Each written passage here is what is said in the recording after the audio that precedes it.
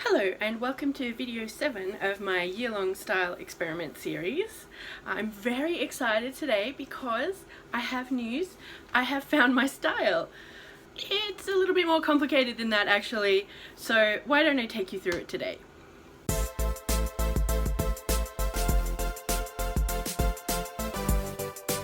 Before we start, I actually have styled my hair today. I discovered hairstyling. Instead of just getting annoyed with my curtain fringe and chopping it all off, I tried to style it.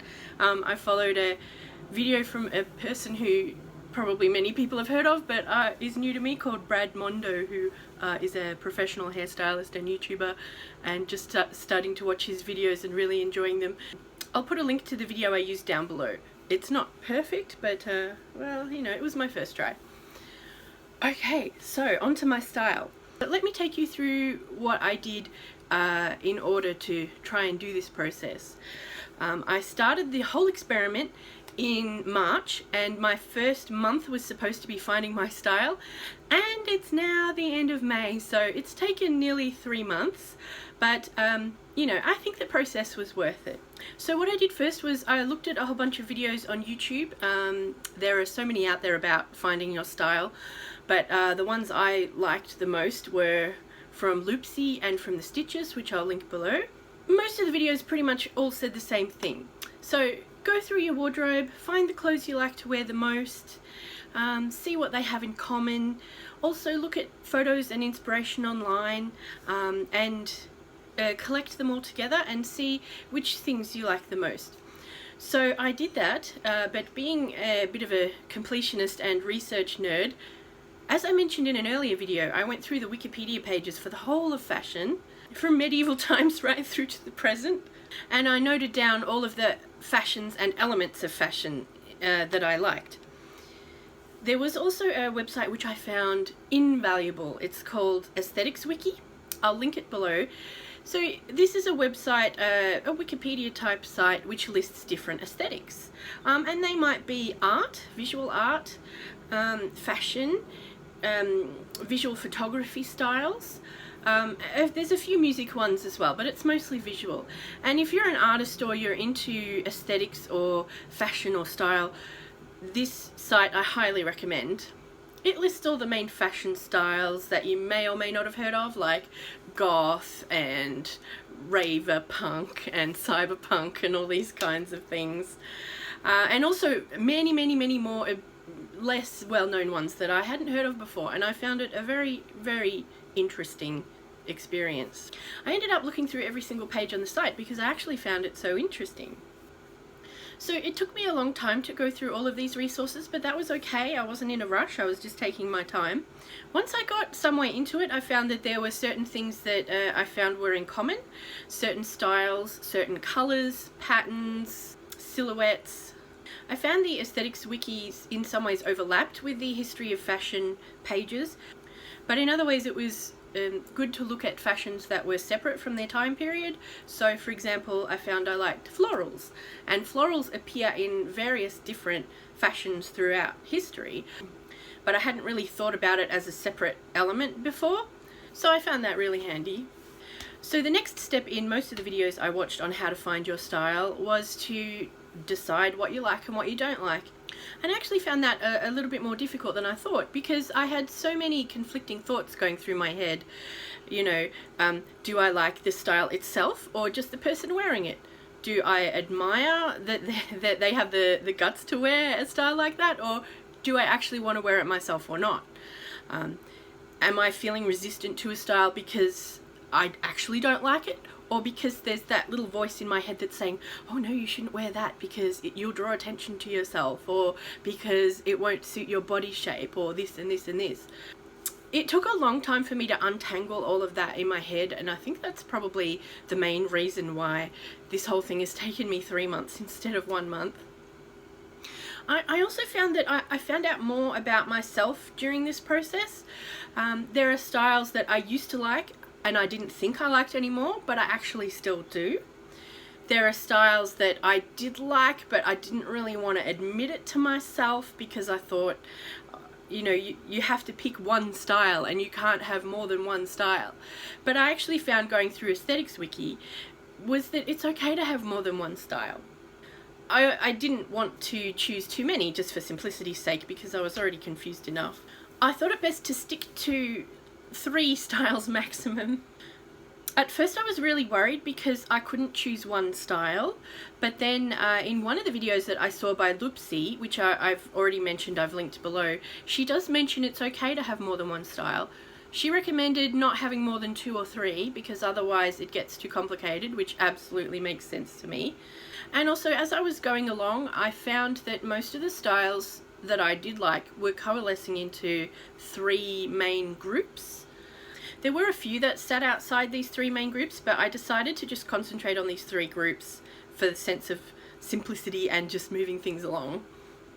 So what are the 3 styles that I chose as my style? Let's find out. Alright, so excuse the lack of fancy graphics, but here is my reveal. So the first style that I really loved, and I already knew I loved this style and had loved it for a long time, is Morike and Cottagecore.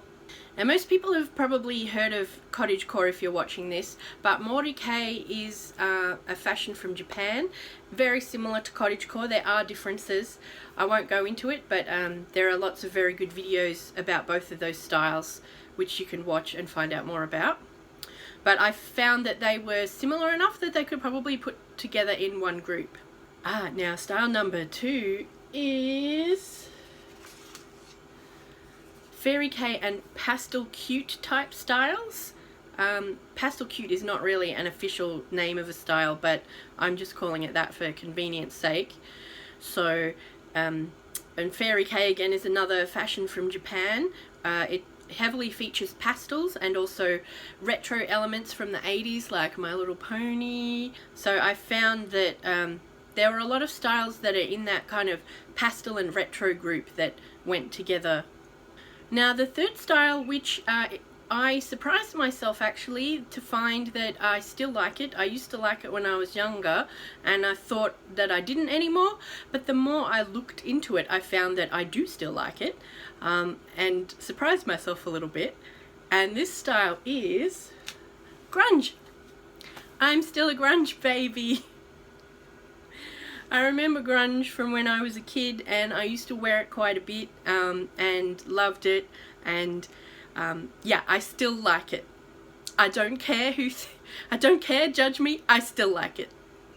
So I felt really good and felt like I'd made a lot of progress in defining what these 3 styles were, but there's still 3. And I felt like I had to create a bridge between them.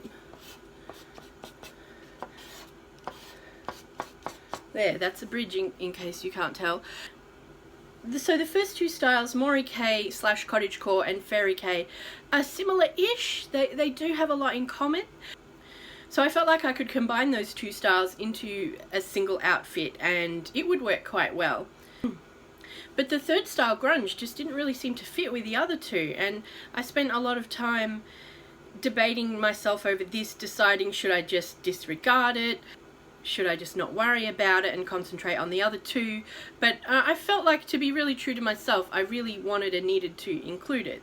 Then I started to imagine the bridges going around in a circle, and then I had the idea of making a Venn diagram. Let me show you.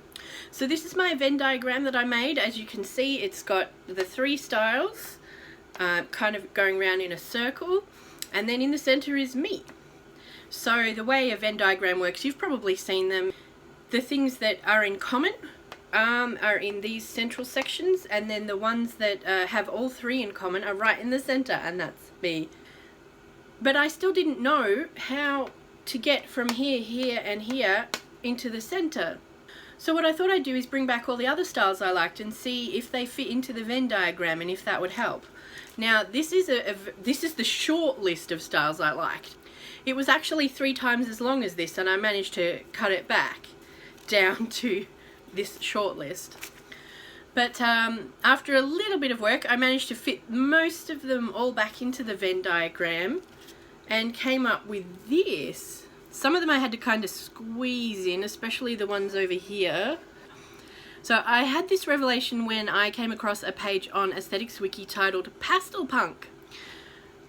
which I thought was the perfect combination of these pastel styles up here and the grunge and punk styles down here. And that really was a huge breakthrough for me into finding out how I could combine these styles into my personal aesthetic. And once I realized that, then all of this really fell into place more easily, and I was starting to feel a lot less confused about everything. Now you may be thinking, what was the point of all that? And I was too. So I think being able to visualize it like that in a Venn diagram really helps in several different ways. For decision making, for example, if I want to buy something and I'm not sure whether to buy it or not, I can check the diagram and see if it fits into one of the styles, and if it does, then I'll buy it. I think it would also help a lot with prioritizing things like sewing projects and alterations projects. If the thing that I want to alter fits into one of the circles in the Venn diagram, then I might work on that first. Ones that don't fit in, I can either leave to alter later or maybe give away. And as someone who has a lot of trouble making decisions, anything that helps me make decisions is a good thing. I'm not saying that I would only ever wear clothes that are on my personal Venn diagram ever again, because I know that my style changes. It depends on how I'm feeling, on the weather, whether I feel like I want to dress up or not, the occasion that I'm going to. So that's not going to be the be-all and end-all of my every fashion decision from now on. But I really feel like it helped me become more focused in what I want to do in the coming months for my style experiment. So that's it for today's video. I hope you enjoyed it. Subscribe and like and all that stuff I'm supposed to say if you want to. If not, I just hope you enjoyed the video, and I'll see you next time. Bye! Oh, pointing at the wrong one.